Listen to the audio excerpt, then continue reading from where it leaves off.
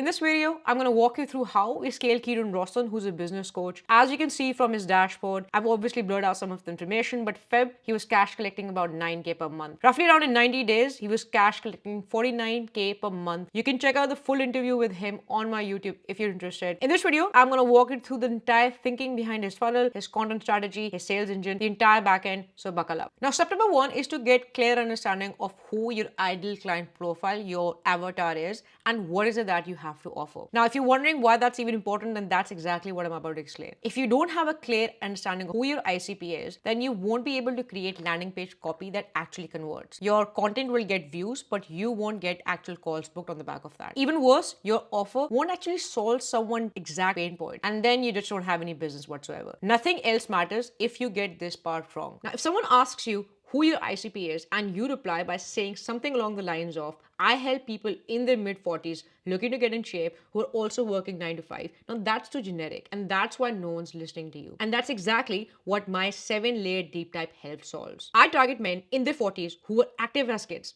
but somehow lost the plot along the way. Work, responsibility, family took over, and they never imagined they'd end up out of shape this late in life. Their work is stressful, they have multiple kids, and they're looking for coaching that's easy to implement and fits around their life. On Saturday nights, once their partner has gone to sleep, they're on their phone searching for things like creatinine, peptide, home workouts under 25. Their favorite way to switch off is watching sports highlight and listening to Joe Rogan. Now that's the level of clarity you need around your ICP. And don't worry, I'll give you a quick trick at the end of the video that will help you get this level of clarity for your ICP as well. Now, the way we did this for Kyran Rawson is by introducing a set of questions to his onboarding form. Now, you can do the same for your email list, your follower list. You can even fill this out yourself. But the idea is to get super duper clear on who they are and what problems they're struggling with. Now, this also gave us deep understanding of what kind of content they had watched before they booked a call, what kind of content did they think was most impactful. And based on these answers, we were able to create 2 avatars for Kyran Rawson. And this was really what was driving all the content, all the landing page copy, all the message throughout his funnel. Now that we had a clear understanding of who his ICP was, the next step was to create a product service that actually made sense specifically to them. It needs to make sense both financially and the perceived value that they get from this as well, which is why your ICP and your offer are so interlinked. A lot of people do this backward. They create a product first and then they look for an audience for it. That's the same thing as drawing up a map and then looking for a street to match it. Now, luckily for us, Kyran Rawson already had an offer that was working well with his audience. He already had a bunch of really cool client case studies as well. So we didn't actually have to fix something that was not broken. Now that you have a clear understanding of your ICP and what you have to offer, the next step is to actually get traffic to that offer. Now, there are only 2 scalable ways to get traffic. Either you can grow organically or you can use paid ads. For Kyran Rawson, we wanted to use a hybrid approach because that's what made most sense. We wanted to focus on growing organically, but we also wanted to use some sort of retargeting ads to minimize leaks to his funnel.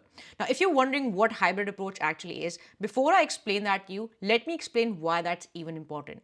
Maybe we've heard of the 7-Eleven 4 rule. If not, then here it is. Now, the 7-Eleven rule was first discovered by Google, and it said that in order for someone to make a purchase from you, they need to first trust you. In order for them to trust you, they need to consume 7 hours of content across 11 different touch points and 4 different locations. Now, this is especially true for the info space where trust is an all-time low and we're charging high ticket prices. Now, imagine for a minute that you're trying to build 7 hours of content by posting 1-minute Instagram reels. That's going to take you over a year to convert someone. Now, I speak to a ton of coaches and consultants in the online space, and a lot of them tell me the exact same thing, that I have a proven offer, it actually gets people results. I also have a massive audience, but whenever I try to sell something, nothing sells. And then I look at their content and all they're posting is top of the funnel, very surface level, short form content. And then they're wondering why nothing sells. I will explain what I mean by that. In order for you to scale, you need to create 3 types of content. Top of the funnel content, middle of the funnel content, and bottom of the funnel content for people in different stages of awareness. I know that sounds like a lot, but let me break this down for you. Your top of the funnel content is intended for core traffic to get you more reach and more views. Your middle of the funnel content to then nurture those leads, and your bottom of the funnel content to convert them. The best way to do top of the funnel content is to do short form content because you want to grab someone's attention, bring in new people and build curiosity. The way we did this for Kyran Rawson is we did a lot of problem breakdowns, showing behind the scenes, POV videos, lifestyle videos. Now, your middle of the funnel content is intended to then educate the viewer about your process. And you can do this by sharing long form content on YouTube, email list, even podcast. The intention with this is to show the process behind your madness, show them the thinking, the structure behind your method. And you do this by sharing process map downs, by sharing framework. And that's exactly what I'm doing to you right now. Now, to close the deal, you also also want to show proof of your work, that is actually work for people, because people understand that there's a problem. People understand that there's a solution. You have that solution. But you also want people to believe that you are the right person to help them with this problem. And you do this by showing a lot of proof in your work, handling objections. Now, on top of all of this, we were also running retargeting ads. If someone engaged with his content or downloaded a lead magnet, they started seeing his face everywhere. And that's the illusion you want to create. You want to be in front of your qualified leads as much as possible, and which is why we run retargeting ads, because this helps us minimize any leaks to his funnel. So anyone who's dropping off, we would re-engage them with a retargeting ad. Now that we have an ICP, an offer, and a good source of traffic coming in, the next question is how do we actually convert those leads? Now I want to explain to you why we chose a VSL funnel. If you have a warm audience and you can charge high prices for your offer, in Kyran's case we could, you should run a VSL funnel. If you have a rather cold audience but you can charge high ticket, then you should run a webinar or a challenge funnel to then nurture them.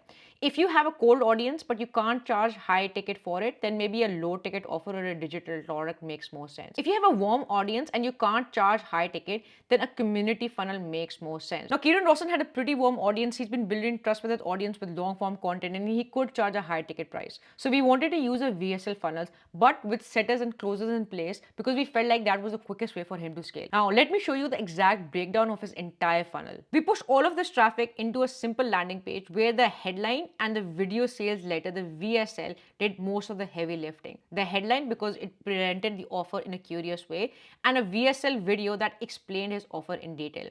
If someone was unqualified based on an application form, they were taken to a downsell page. Again, you can see how we're trying to squeeze out everything from his funnel.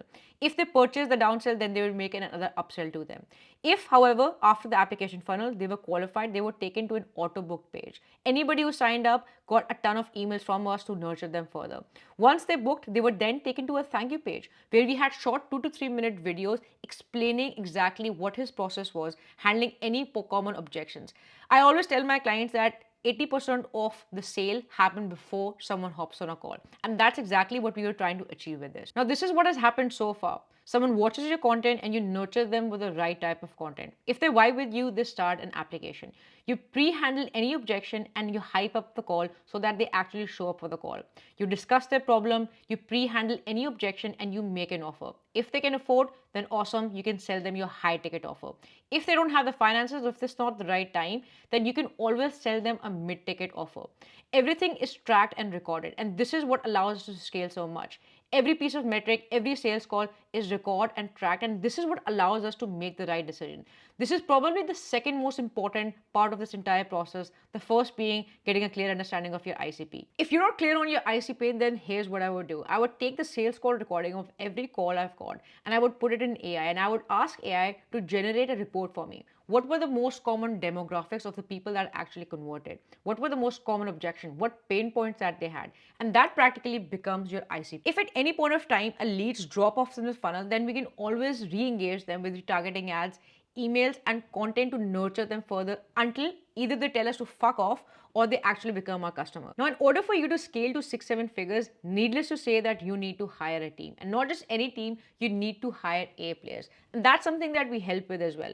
The last thing we wanted for Kyran was to be on sales call all day and stop making content that was fueling this entire engine. So we hired a bunch of setters to talk to people in the DMs, to get people booked on calls, and closers to actually take these calls and close these people. We also hired an ops manager to help manage the service delivery side of things. Now, the best part about all of this is that Kyran Rawson didn't have to do shit. So he could focus on growing his business rather than working for himself. And this is how we scaled him all the way from 9K per month to 49K per month in less than 90 days. Now, if you're curious about how this might apply to you, then you can always book a call. If not, then no worries. See you guys in the next video.